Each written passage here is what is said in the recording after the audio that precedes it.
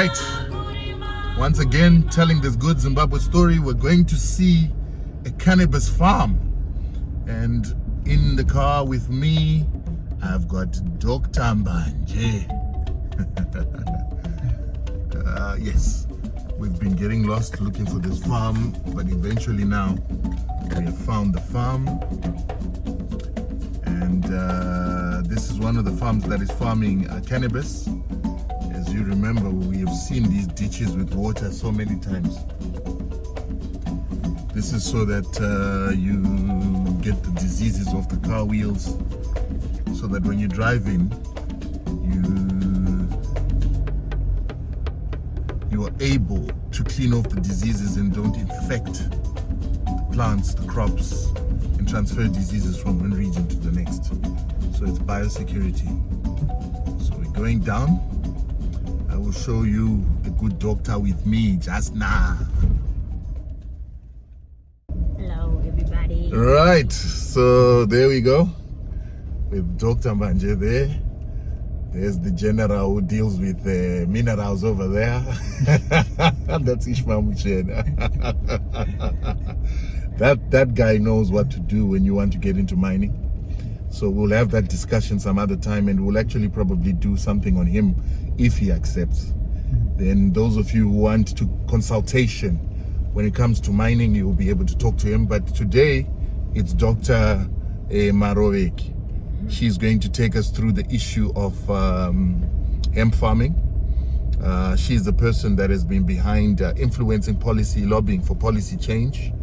And so those of you that want to get into hemp, consultation with her. And guys, I want to make it very clear that when I show you some of the people that I show you, a lot of these guys have paid their school fees to gather the information that they've gathered in these arenas. Do not ask for their numbers if you are not serious. Do not ask for their numbers to get, ideas for nothing. These people are professionals. Ishmael has had to do an MBA and spend some time understanding the industry of mining in Zimbabwe. So you can't call him and expect him to give you free advice. These Zimbabweans have got to learn to pay consultation fees. You've also got to pay to learn to pay hourly rates like you do with accountants and lawyers. That is just something I want to put on the table now. So if you come to me, you want their numbers after you've watched the video and you've learned something, understand that I won't give you the numbers if you're not a serious person. All right, so let's continue looking at the journey. As we're going to the hemp farm, I tell you, the lands that we've got in Zim are unbelievable. Beautiful, guys. If you've got your money in the diaspora, trust me, you need to take the time, have guys like this take you around so that you can start to see what it is that other people are doing, but they must show you the lands that you can potentially get. Don't be tricked. What is that, a school? House. A house. All right, we're going into this farm. Cannabis. And I can see cannabis in the fields. Huh? Right, so we're here at the farm. As you can see, well-equipped farm. They are doing cannabis at this farm. I think we'll find out what those greenhouses are for.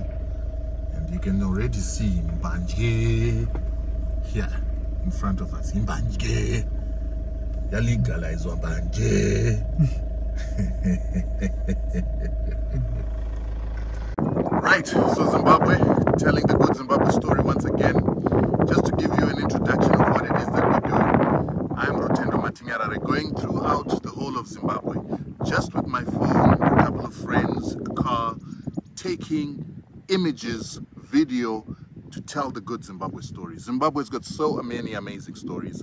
We hear so much negativity, and we never get to hear the good Zimbabwe story. And so all I'm interested in doing is showing you the good Zimbabwe story. And today we are at a weed farm. Actually, that's the wrong word to use. They call it a cannabis farm, where they are farming cannabis.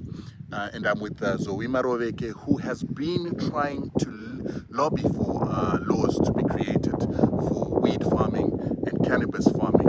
And today we're going to show you some of the benefits of cannabis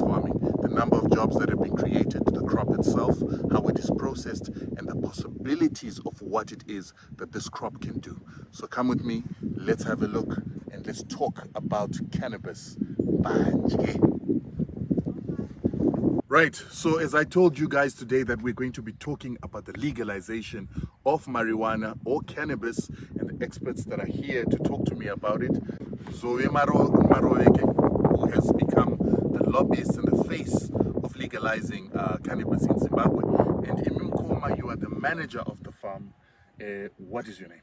Sifas is totally. Sifas Stole. Great to meet you, my brother. Zoe, can you just go into a little bit of detail of telling us what is this cannabis and this mbanje? Hello everyone. So first things first, we need to understand when we are saying cannabis is quite a general term. Today we are at a hemp farm.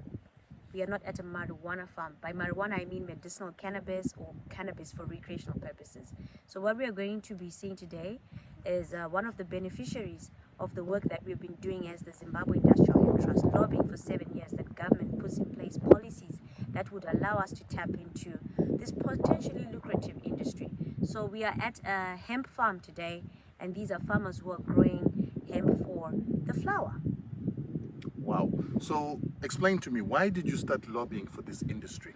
And where did you get the notion that you need to start lobbying for this in Zimbabwe? Well, I was quite confused because of the relationship that we have with the Chinese. I learned about hemp in China, and I did not understand why the Chinese downplay their involvement in the cannabis sector, considering they have such prohibitive laws when it comes to drugs and narcotics. But you'd actually be surprised that China is one of the biggest hemp producers in the world.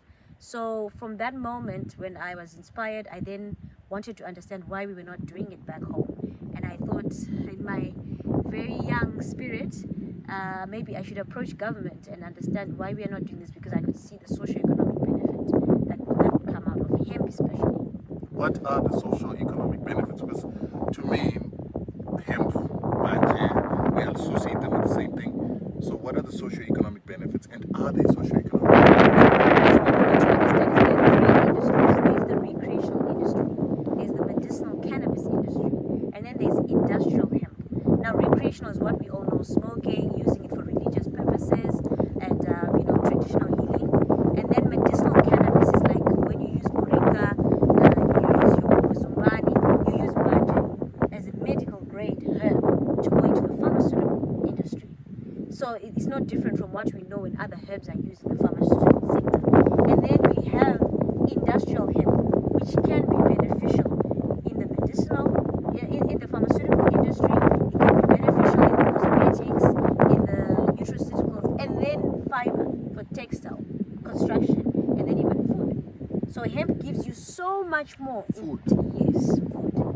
So much more in terms of its socio-economic benefits. So when I was looking at that, it's obviously what pushed me, because Zimbabwe is a country that heavily depends on tobacco. And I think that we all know there's an imminent threat to this industry because of the lobbying that has been going on globally. So if we are to be far-sighted and have vision, I think it's important to start looking at alternative crops. And I think government is quite serious about this transition, about promoting alternative crops. And I think we have a lot of small-scale farmers supporting the tobacco industry today. So what will happen to those small-scale farmers if we don't have alternative crops that are coming that have high value? And industrial hemp is definitely one of them. And industrial hemp is different from what we know as banje, because it has very low concentrations of the psychoactive compound. Chinodhaka chacho chishoma mu hemp than in this other one, banje or cannabis. So the ordinary person can then participate. So that public health risk that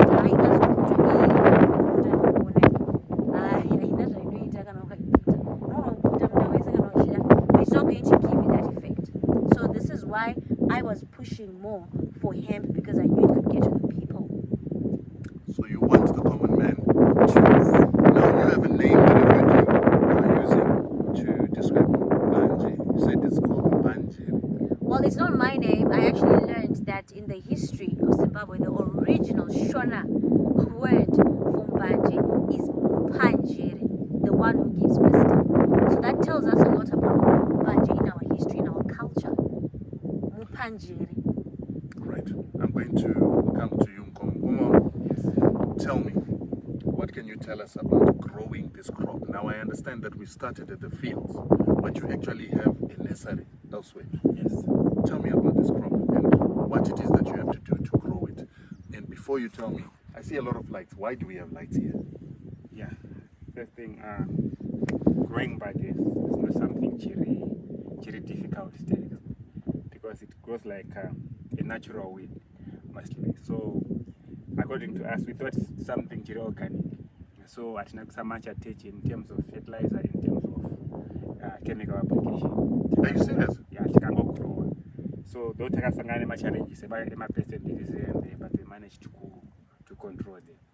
So it was like we were all learning, but though we were in a learning curve, we managed to come up with this good crop. It's not as difficult as we thought when we started. With our change and also to necessarily take some. So from the greenhouse to come back and plant that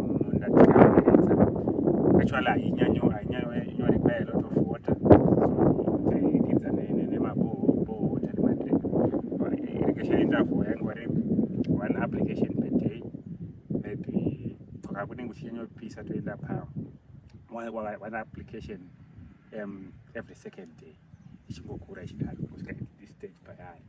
Then the issue my lights by a total and they good but the effect a good irambe on vegetative stage. So that it could to a certain height as no flowers so that we attain my flowers and the weight because all we are talking about is weight when also at the end of the day. So takata my lights akawanda issue net can do inenge pama Hold on. I want us to go closer to the plant. Yes. Show me what you're talking about. You talked about flowers, Yes. and you talk about. So can you show me? Yeah. You've got flowers. Yes. Show me what the plant is all about. Yeah. So this one here, this what it is. It's the flower. So it's the one that we sell. Because this is the byproduct we are looking at right now. We are not going to take. So the rest is not taking right now. We'll start any direction. But for now, the customer is interested more on this flower. So flowers are the ones that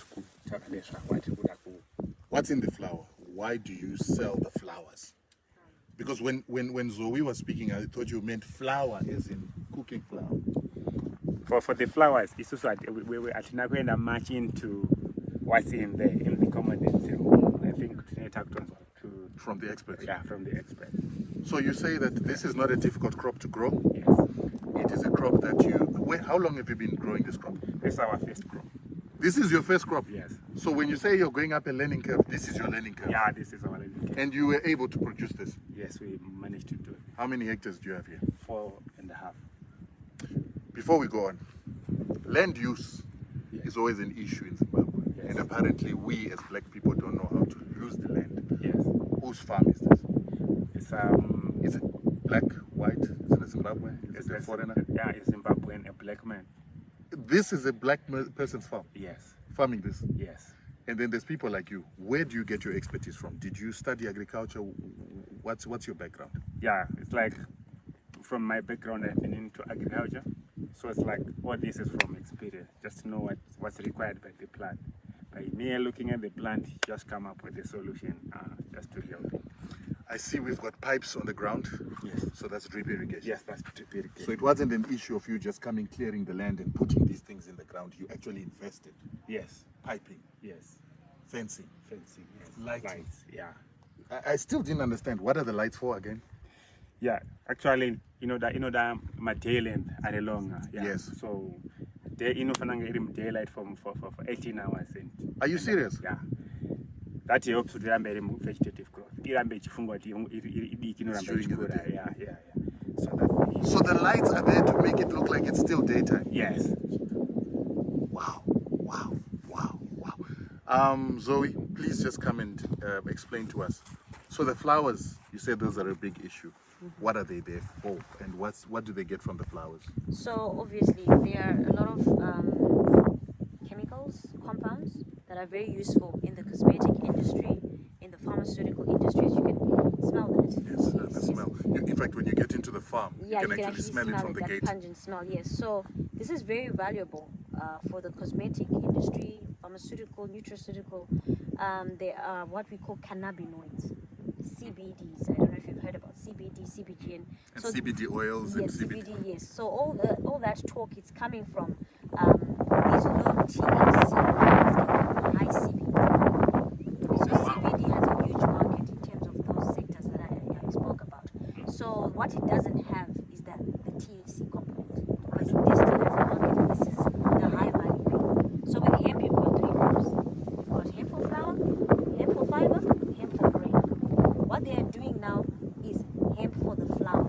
The byproduct Hemp for flour, For not flour. not flour. So now what they have is once they harvest these flowers, right? Because right now in Zimbabwe, most people are still setting up processing facilities or value addition. They'll be selling this raw material for now, whilst they're actually setting up to process into oil. Because what those markets want is to process this and make oils. These oils then go into pharmaceutical, to the cosmetics, and so on. Wow. So this is quite a big industry in terms of the value. So this is a high value crop. As much as they may have 4 point something, I don't know how many plants do you have. That's a lot. 7,200 per hectare. You got 4 hectares. We have got 4.5 Yeah. hectares. So with those numbers, if you think about the weight that you just indicated, I can tell you. What is the weight? What is the weight? We have like 700 kg. Per plant. Yeah. 700 to a kg per plant. Yes. But I can tell you this is the best crop we've had since we started. The first experiments, which were commercial trials, we were having 300 grams per plant. It increased to 400 grams because farmers have been experimenting with growing methods. Yeah. You understand? So now we've got, this is probably the best performing. I've never heard of 700 to a kilogram, and I'm quite excited. But this is what we were trying to say. So you can see the land use. It's not so much land, Yeah. but trust me, this is your 10 hectares of maybe Yeah. much. And guys, this is the amazing story that I want to tell you about today. That there's so many opportunities in agriculture that go beyond what it is that we're traditionally doing in Zimbabwe. They are saying that with hemp farming, just 5 hectares will be able to give you money that competes with tens or even hundreds of hectares of tobacco. So these are the alternatives that are there. And the reason I like to showcase people like you and people like Zoe is that those that want to learn how to do this into the future, these are your consultants. These are the people that have made the school fees. They have the knowledge, and they're at the pinnacle of the development of these crops, not only in Zimbabwe but in Africa, because our climate is unique and we need to create the science behind it. So these are the guys that are going to be leading this industry in Zimbabwe and probably even consulting all over Africa, in countries like South Africa, because we've started to grow the hemp, because laws were created by people like Zoe to make sure that this is going to be a viable industry to replace the aging tobacco industry. I'd also like to address something there, Rutendo. You know, when the legalization of cannabis, the first headline came out, you know, we had different sentiments from the public, you know, the churches, and even to some extent colleagues in the health profession, where people didn't understand what government is legalized and what it is not legalized. And I think even some politicians did not understand the logic behind government. But as you can see, these are the results, these are the fruits. Yes. There's no government that's crazy to just wake up and say. So I want to commend the Zimbabwean government has done a sterling job in obviously tolerating lobbyists that are quite aggressive like myself. And this in 2018 was not even something that you'd think would happen, because there was only medicinal cannabis, which people had 57,000 licenses. This is different. For you to do this, the cheapest license to do hemp is $400. Oh wow. Just $400. It's So not, this is not the one for... no, it's just $400. And if you want to be a merchant, then you can have another license for $500. So I mean, in total, if you want to be a grower and a merchant, by merchant I mean someone who can export, it's not going to cost you more than $1,000 to actually have all the paperwork. So this was us trying to then bring it down to the people. It's still not very affordable for my grandmother in the rural areas who might have a hectare. But at least we've got a starting point, and we are negotiating with government. Now, the other thing that's important for us as lobbyists, we are saying, if you test this flower and you realize that the THC level is not 0.3%, maybe 0.4%. What we are lobbying government is that they shouldn't destroy the crop. We want, because it's hot here, it may affect the THC levels. Our latitude is very different from where they've bought the seeds and where the seeds are adapted to. That's why they are talking about lighting. Where are the seeds coming from? Mostly from Europe. Yes. Yes, so they're adapted to longer day length. That's why they're saying the lighting is very critical. And I think that's what has contributed to their higher yields as well. So we are lobbying government now to say, can they increase the THC level, or the definition of industrial hemp has to be revised, 0 to 1%, not 0.3%, right?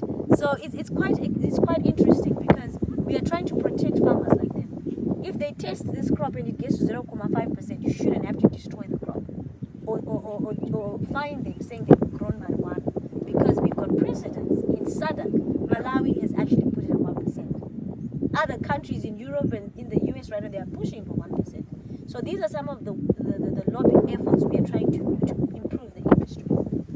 Now, another thing I've noticed is there's quite a number of people employed here, and I understand you've got experts in this type of farming. Yes. You've got general workers. So this means that this is creating jobs. Yes, it is. I think from when we started, before this young group, I think our general labor for all operations except hemp, it was on 25. But now hemp alone is almost 35. So we've increased from 25 who were here, and then new 35 that are doing hemp alone. Oh wow. Yeah. So it creates jobs. Yeah, yes. When are you harvesting? Yeah, we are finished harvesting for today, but we are. You're already harvesting? Yeah. From this portion here up there and going this way. Okay. Then you come So where this did way. you harvest? That side? Yeah, that side. Also, there was actually hemp on this side. Yeah, that's all. Yeah, that was hemp. Wow. Okay. That's amazing. Yeah. So I think what we need to do next is just to go and show where you've harvested your crop. I saw some crops that were harvested. Yes. And then we go and you show us your nurseries. Yes. And have you started processing the hemp? Yes, we have. So That's you can trimming. show us the Yeah, trimming. Yes. Brilliant.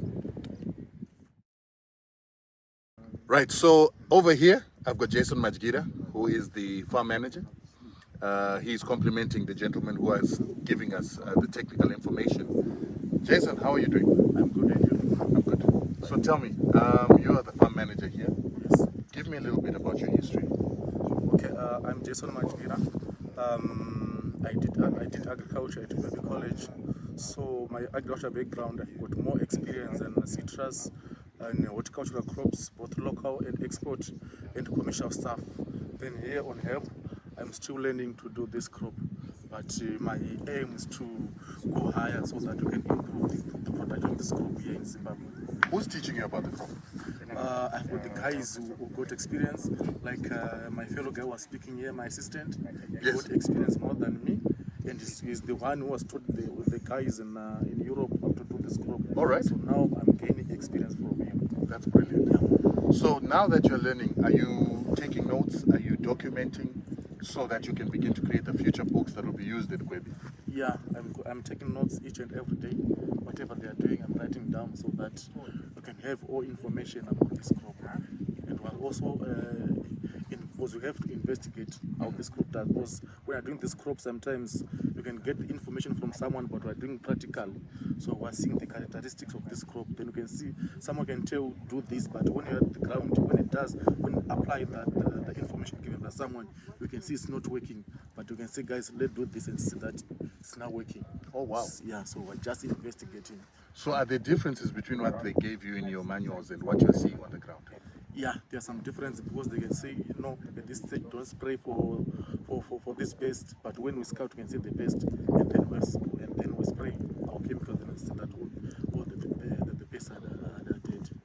Thank you so much, Mr. Majgira. Okay, thank you. We are then going to go to other parts of the farm, and I hope you'll be there to also help us together with your assistant. Okay, thanks a lot. Thank you, my brother. Okay. Right, so we understand that by the time you see a crop looking impressive like that, there's a lot of challenges that come with it. And so, Zoe, you're going to take me through the school fees that has been paid on this farm for us to get to where we've got such an impressive crop. So from my understanding, what's behind us is the background where they've already harvested one of the first crops, and the report we are getting is that the rains terribly affected the crop and there was bacteria. But because they didn't actually understand the spacing, you see this crop is quite bushy. It can't be too dense, like when you're growing hemp for fiber, which grows really tall. And so they ended up facing some challenges with their spacing, and then of course the bacteria issue, and of course maybe even nematodes. And this is why, as the Zimbabwe Industrial Hemp Trust, we are trying to support new farmers who have not started, who are interested in growing hemp. What we do is we come out to your farm, we do evaluation, assessment, and due diligence, right, depending on the market you're targeting. And we do all the soil water samples for you. We advise you on what you need to have in terms of skills, in terms of security, and everything else that you may need, so that your chances of failure are just kind of minimalized, because we have farmers who've already paid some kind of school fees. So I would want to allow one of the growers who's helping with this project to really take you through some of the mistakes and then the corrections that have brought them to a much better crop on the other side. Before actually let's bring in Andre. Andre? Good afternoon. How are you? So you probably need to direct the questions because you know the school fees that they've paid and the challenges that they face. Sure. Yeah. So you can just. So yes, tell us, Andre, did you have any observations you've made on the mix from nursery compared to, did you use the same mix here and there, and the spacing issues, the rain, the pests? Take us through what you experienced with the crop. Maybe speak loudly. I can't explain awfully well. I grew it from seed. In there, it's 2 weeks in the seed trays. From there, we transplanted into sleeves. It was in there for a month. I reached at planting. We gave it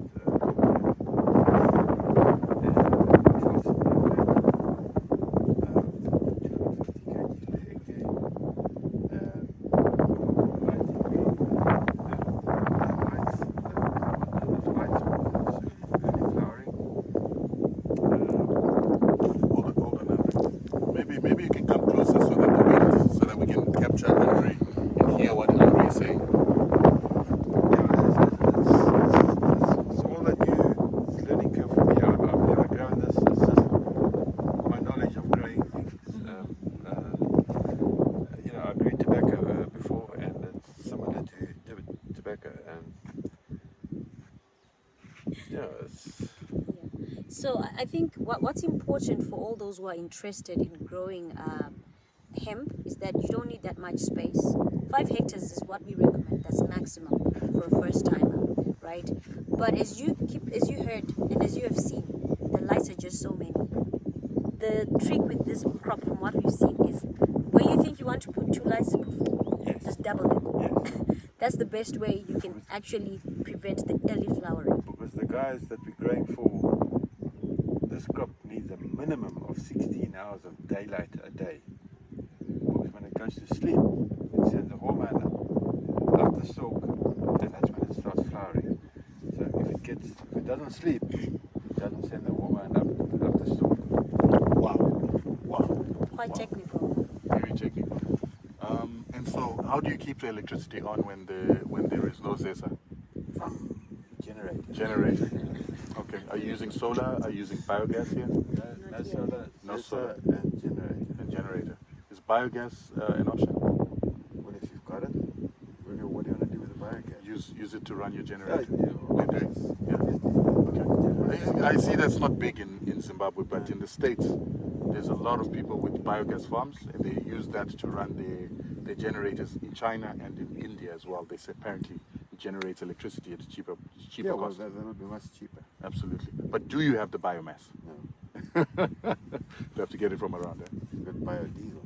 Biodiesel. Can you develop biodiesel from No. hemp? I don't know. Oh yes, you should- can. Oh you yes, can, you right? can. The only issue is critical mass. Critical mass. Critical mass. We are actually trying to engage a number of players who are more advanced in the first world, of course, who are actually doing this. They've actually, made machines and refineries for processing plant-based material, but particularly hemp, because hemp has got a lot of biomass. compared to other plants. Absolutely, Yes. I've noticed. So yes, biodiesel is definitely something we're targeting. And What other products? Just give me a list of other so products. you've got your biofuels, you've got your textile industry there, you've got your Textile industry. Yes, you can. Explain. So from the stalks there, you can actually get two types of fibers. Canvas. Yeah. You get Canvas. Yeah. So the Yeah. word canvas comes from cannabis. Yeah. What? Yes. Yes. Canvas is a derivative from cannabis. It was textiles that came from cannabis. And we understand that it got illegalized in the 1900s beginning because of the fact that the car had just come in and it was going to be used to make biofuels at the same time that Rockefeller had just discovered oil, and part of the reason why they made it illegal is that Yes. Yes. I've got that on my phone. I'll show you just now. So it was unjustly criminalized, and that's now when the world or humanity realizes what they've done to their we planet. were on the list. Yeah. Clothes, So clothes, canvas, construction material, Building material. all right. Building material. There's food. Okay. Then you can also make bioplastics, biocomposites. bioplastics. Yes. So we get away from the petrochemical plastics. Yes. Everything that oil used to do, basically. Pharmaceuticals, you said. Yes. What else? Cosmetics. Cosmetics. Yes. Paper. Yes, paper.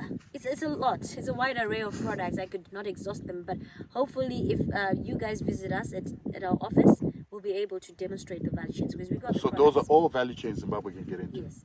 And Cannabis, I think there's 250 uses. more 250 than uses. 25,000 uses. 25,000 Yes, uses. more than that. And China, what, are leading in this? Oh, China, they're big on textiles. They're big on value chain. They're big on the technologies, engineering.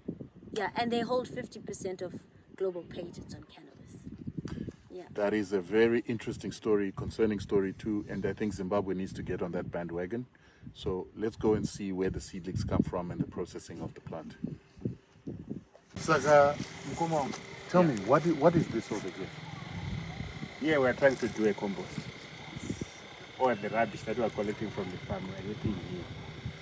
Because we've realized that in some of our blocks today, we have been doing organic garlic for the past 2 years.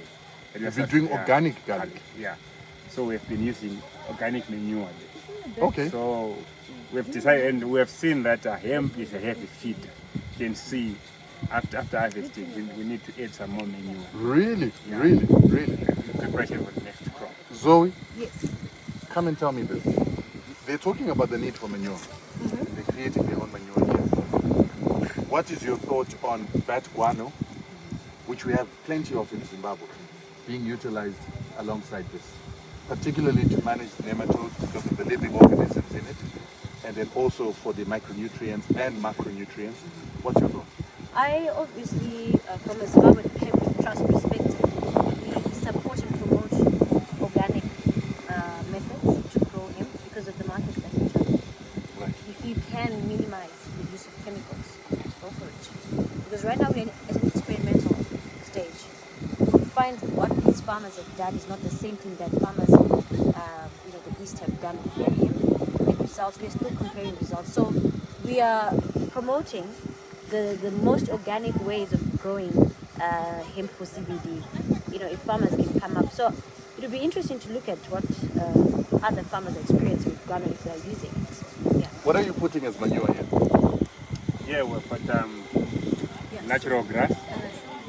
That's from the fields. We've got chicken manure. Chicken manure. You've got Yes. chickens here? Yeah, with Okay. chicken. And cattle manure. You've got cattle as well? Yeah.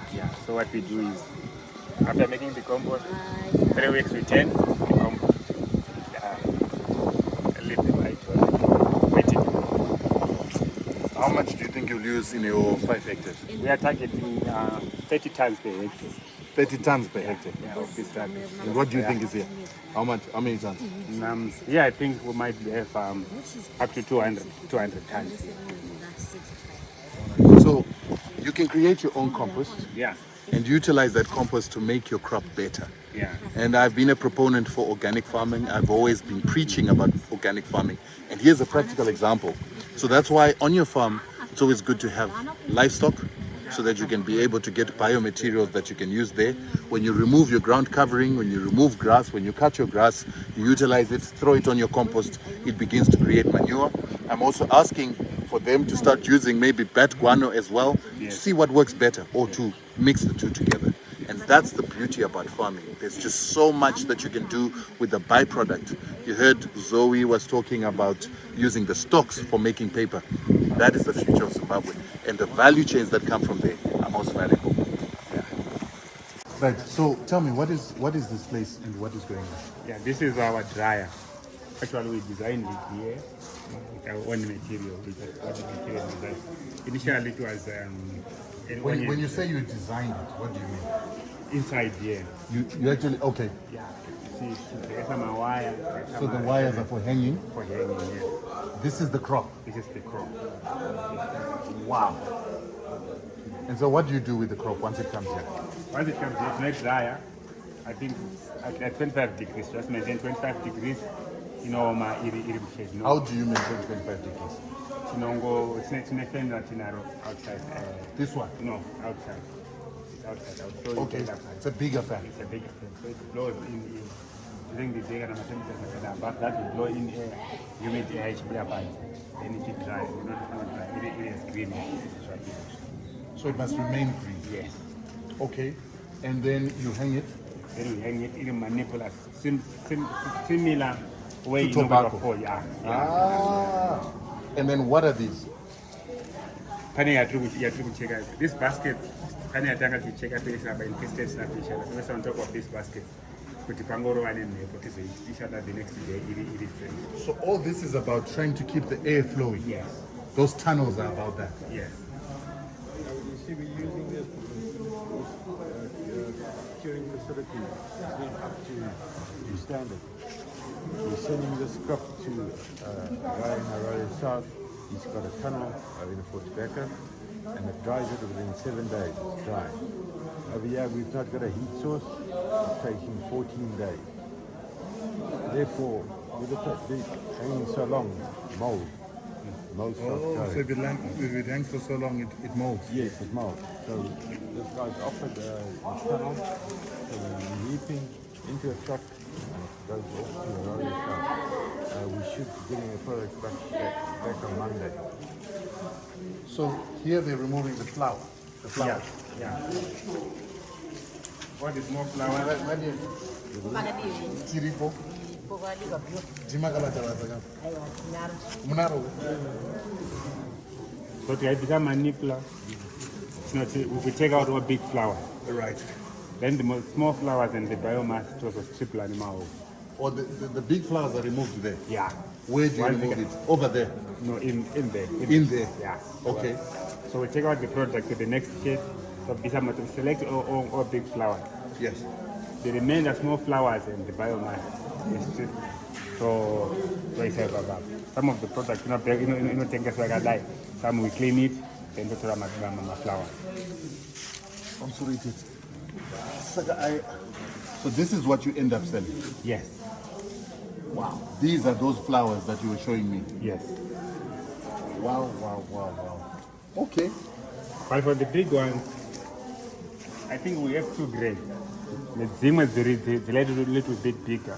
We've So got the a big one, trimmer. what to see, Yeah, we've got a trimmer that we run through the trim, get besame leaves, then to animal nice flowers. We'll go and show you the trim.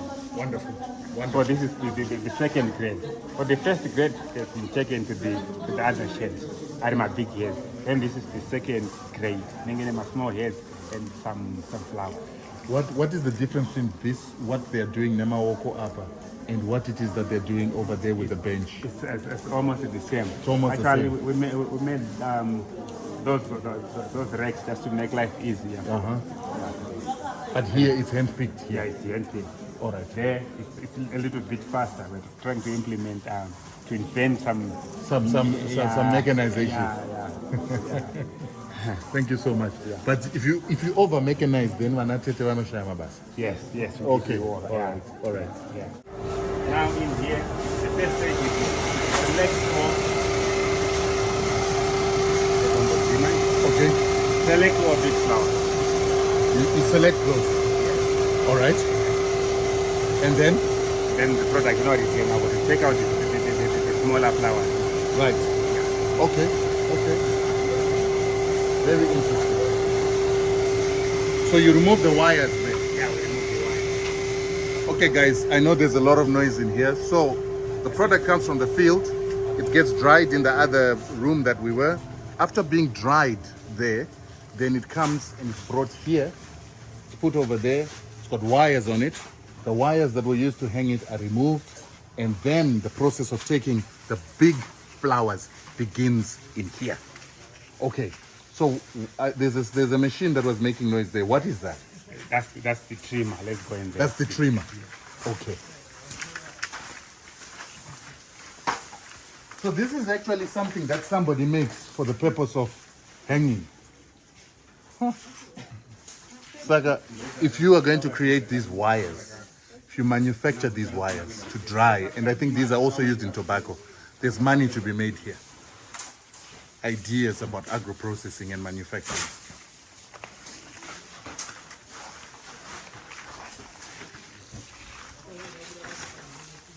So this is your trimming room. This is our trimming. And is your trimmer CCR? You are good trimmer.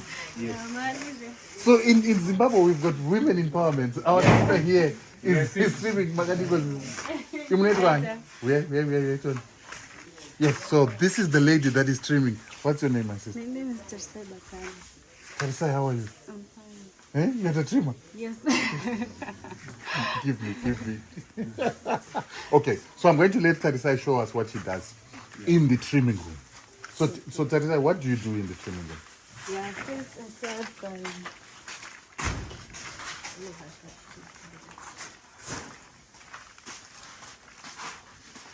So this is the trimmer. Yeah, this is the trimming machine.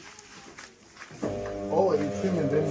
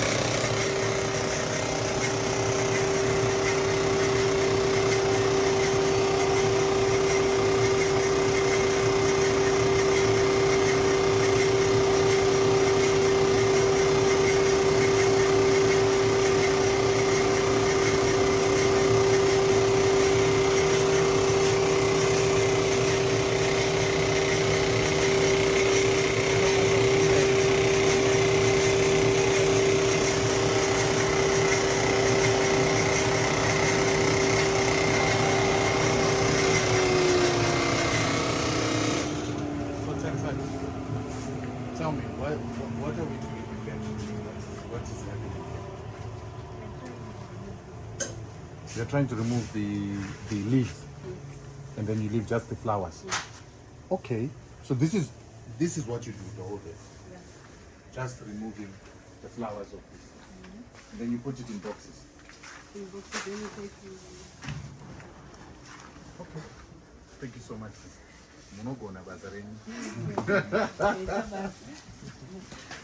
One thing I will tell you is I was very surprised to see this industrialization process taking place on the farm. And this is the agro-processing that we talk about. And from here, we now need to go to the next level of creating the oils, creating the other products that we've spoken about. But this is inspiring. And of course, there are other things that are used within this process that can also create industries, from the drip irrigation systems through to the lighting, the poles, all the way through to the fans that are used in the, and that, what is it called, the trimmer. These are the things that we need to start looking at doing in Zimbabwe, because that's where the industrialization comes from. Sometimes people forget that for a farm like this to exist, machines are necessary, mechanization. So here are the tractors, And then there's this little thing from China here. Yeah. Sometimes we look down upon the Chinese, but they manufacture functional things that are not expensive that every farmer can afford. And I would like to encourage you, if a big farm like this can do it, you can do it too. Buy yourself a little something like this rather than a truck, and you'll be surprised that it can do the job for you. Yeah. If the big farmers can do it, you should see value in also getting what it needs. Tractors over there, a warehouse, a workshop. And let me tell you the secret. This place belongs to a black man. So what I'm saying to you is that black people can do it. They are investing. They've got black managers. They've got black assistants. They've got black workers. And then they employ the white guy to just... Right. Another thing I want to tell you guys. I'm looking at the staff quarters of this place. Look at that. Somebody has invested in making sure that the workers live comfortably on the farm.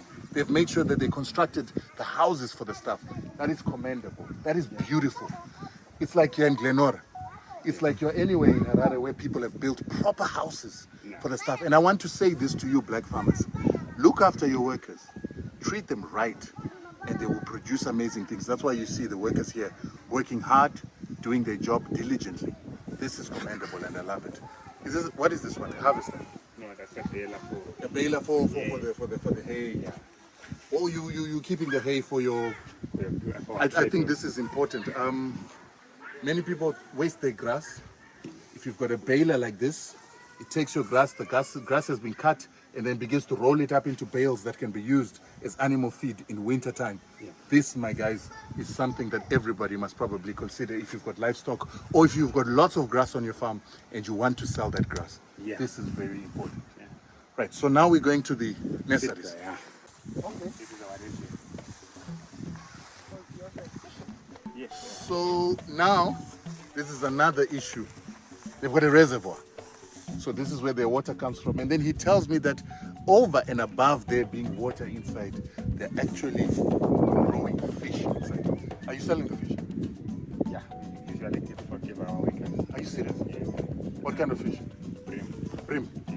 How big are they? Oh, this big. Are you serious? Yeah. So your staff are able to eat from here? Yes, they are. On a farm, self-sustaining. It produces beef, produces chickens, produces fish. Do you use the sludge from the bottom as fertilizer? No, we haven't started, but for plants maybe in future. But for now. Okay, so that's your bowl. No, that's a pump. That's a power. We've got balls down there. So they Those are pumps? Yeah. They pump the water in. Yeah. So we've got balls that pump water into this reservoir. Very good. Yeah. So we can run the balls maybe for 24 hours. Fill in the demo. We switch off the ball. And once we start irrigation, then we use the pump. The maize at the back, is that yours? Yes. So there's maize as well on the same farm. How many hectares is that? 80 here, 20 there where there's a pivot. And then I saw some more over there. Yeah. Guys, I mean, this is holistic farming as far as I'm concerned. They're doing it all.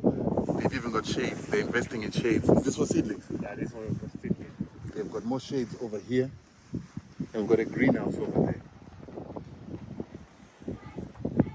And what I wanted to say to you guys is that all this that you see is an investment by an indigenous Zimbabwean.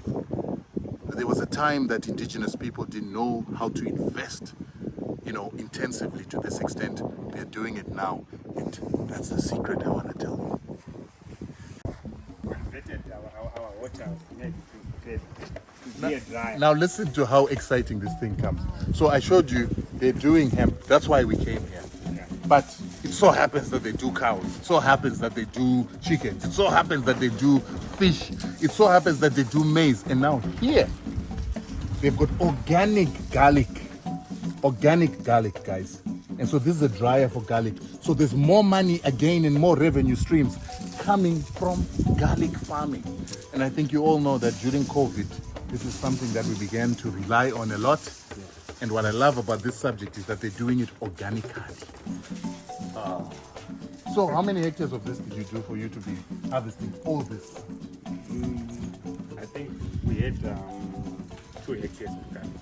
This 2 is- hectares of garlic. Yeah, this is partly from our D grade. This is the bed one. D So, grade? yeah. So What do you do with the D grade? we are drying. We have got a machine that grinds it into powder. So we are drying in just. Do you hear that? I'm just trying to communicate to farmers that everything has its uses. So if you can't sell it fresh in the marketplace, then you can dry it, degrade. Instead of throwing it away, you can then turn it into garlic powder. Yes. We're doing this in Zimbabwe. Yes, we're doing this. And you're crushing it and powdering it here. Yes. Agro-processing, very important. You're going to put it in bottles and packaging. And this is what I want you guys to learn. And let me tell you, I keep talking about indigenous. These guys, indigenous, born, bred, and they are the ones that are running this thing. I'm proud of you guys, man. I'm proud of it. You have seen us going through the farm. There's some amazing things happening in this farm. But the most important thing is when we are talking NDS2, it's being put into practice here. So we've got a young lady who called for the change of policy for hemp to become a farming system in this country, to create jobs, to empower people in rural communities, creating jobs, as you can see behind us right here. In fact, let me let you, Zoe, go through the benefits of this hemp farming and the processes that we've seen. So we saw managers, we saw supervisors, all those are people employed, they've got skill that they can impart as consultants in future. They are able to create careers now, just advising and teaching people how to do this. And behind us, we've got mechanics. People that are probably fitters and turners, diesel mechanics, petrol mechanics, doing their thing. What do you have to say about the job that you have undertaken and your objective of seeing hemp creating jobs, creating industry, and empowering people? And we saw the number of staff. Ladies, I love the fact that it's women that are working.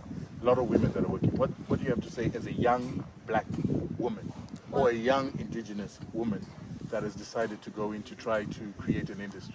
Well, as you would know, Rutendo, my vision, which is also the vision of the Zimbabwe Industrial Hemp Trust, is a thriving, socially, economically, environmentally inclusive industrial hemp industry in Zimbabwe. That is what I would want to see in the next 20, 30 years, but I'm already seeing it now. And for me, it's just a dream come true. If you get all these ancillary jobs coming because of growing hemp, those lights we were seeing, somebody makes those lights. And as you can see, most of the things they've been doing are quite experimental. And in experiments, you get opportunities. Because some things had to be makeshift, some things are really customized. You can just copy and paste what you do in tobacco. And they have to come up with very creative ways of doing certain things or using certain items. And I think seeing women, I think we saw a large group of women that are at this particular farm. It's not one, by the way. It's just that we don't have time to actually visit a lot of other farms.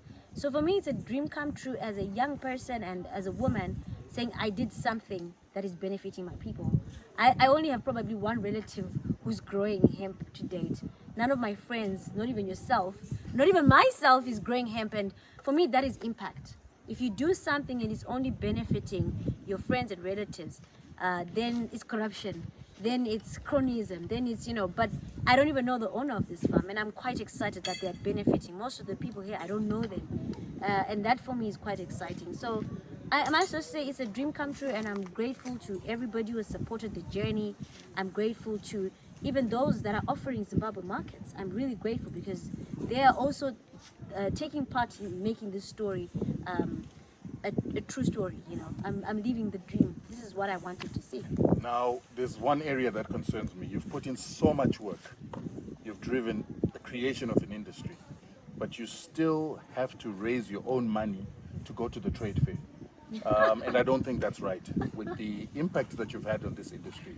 So let's talk about your need to go to the trade fair without using your own money. Well, I'm inviting everybody to the trade fair. We are going to have the most visited stand. For those that have never seen hemp products, the ones I was talking about, that's your dresses. We have young people who are actually making clothes from hemp. We have some who've made products for the hair, for the skin. Even the bioplastics I was talking about, the paper we've made, you'll be able to see all of that at the Zimbabwe International Trade Fair this year.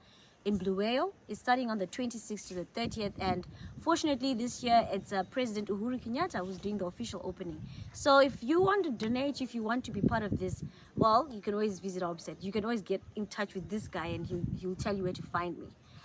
I'm going to challenge you. I'm going to challenge government officials. I'm going to challenge business people. I'm going to challenge Zimbabweans in general. I'm going to challenge you in the diaspora that we want to make sure that she has the best stand this year at the trade fair, as she did last year, and we need to sponsor her. I think that she has done enough for Zimbabwe to deserve us to carry her on our backs, because she's creating a multi-billion-dollar industry to take Zimbabwe into the middle-income economy. Right, so before we go, I would like to speak to the gentleman, the mechanics. Varume, how are you?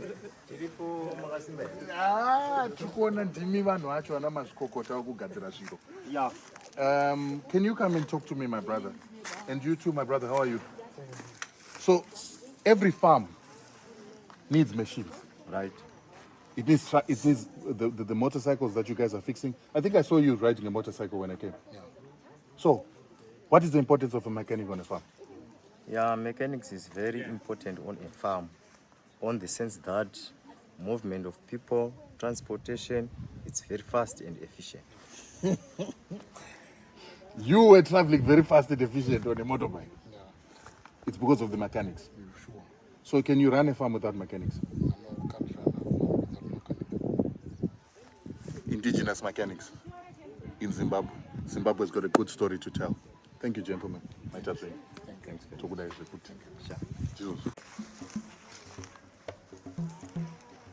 So sometimes we don't realize that when a farm is operating, it requires a lot of things that we take for granted. Those trailers, these Bowsers, these are fuel Bowsers, eh? We took the land. We forgot the one important thing. No, you need to start again. You need to start again. I love that. Land is a quarter of the equation. The land is one thing. There's the capital that you need. There's the equipment that you need. And then you need the market and the manufacturing. So all these things work together. That's why we had banks like Wana Agri Banks and all those people that we're giving my loans to my farmers. If you don't get the money, you can't get all this stuff. Okay. And you start cutting corners and trying to do things piecemeal, and you become a cell phone farmer.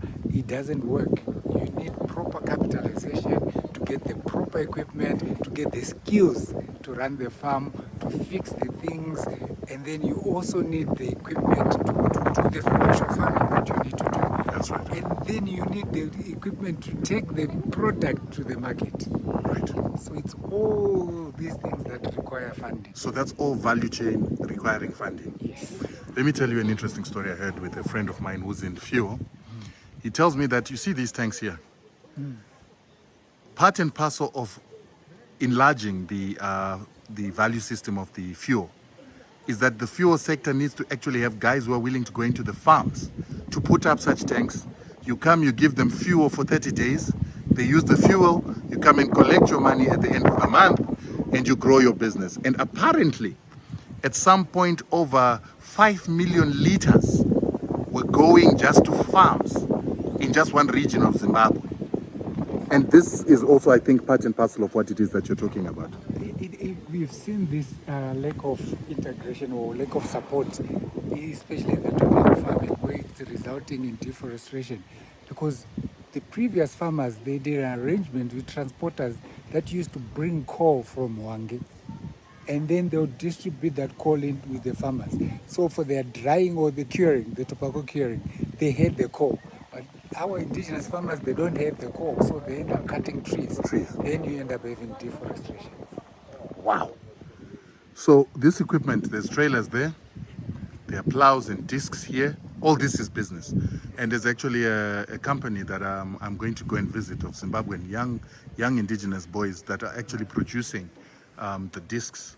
They are producing the reapers, and they are producing that kind of thing. And what I love about this farm is I can see activity. People are all over the place, employed. Motorcycles. Hey? I don't know what this thing is over here. It's a disking thing. Yeah. But it's just being Right, okay. Yeah. All these are jobs. You know, there's these guys, all they do is they go to the farms, they look for this old equipment that is not being used.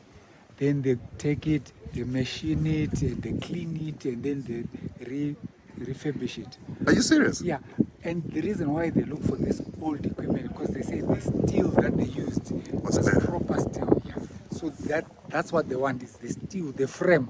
And Because steel that it used to doesn't come from break. Zisco steel. Yes, it doesn't break. Unlike some of these things that we're importing now, they break. A plow, this thing breaks in half. But if they use those old frames, they don't break. And that's what all these guys do. They go in their farms, they hunt for this old equipment. I think one thing that I would like to just note before we go, you can see that there's a fence. They've invested in a fence, they've invested in infrastructure, these houses. All this is industry. The person that makes that, the person that comes and puts it up, that is industry. Then we come from there, these are the beds or the seedling beds. Again, it's under a covering. The poles that have been put in there, that's again infrastructure that has been put into the farm to ensure that they can grow the product. All this is industry. All this is how jobs are created. And that's why we want to encourage you to see what it is that other people are investing in so that you can invest in the same. And once you do that, you begin to create the industries and the jobs that begin to change the circumstances. So instead of crying about jobs, you're supposed to be part and parcel of creating those jobs. The fencing, the greenhouses, the poles, the steel, and you go through to the sheds there, and all the way to the trimmers and the warehouses that we've been seeing, the fans that are produced, then the fish. Guys, that's how you build a country, and that is the good Zimbabwe story.